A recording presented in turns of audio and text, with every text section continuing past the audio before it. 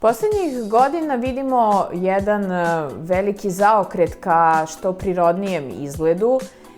Prirodno ne znači da odustajemo od estetskih zahvata, već da ti zahvati nisu toliko uočljivi.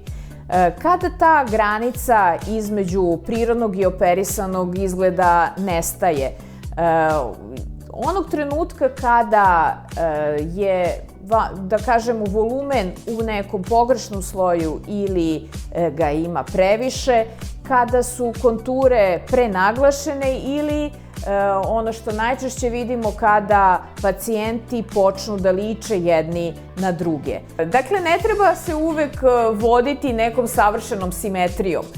Savršena simetrija ne znači i lep izgled, jer svedoci smo da najlepša lica na svetu nemaju baš savršenu simetriju, niti prate savršen, da kažemo, golden ratio.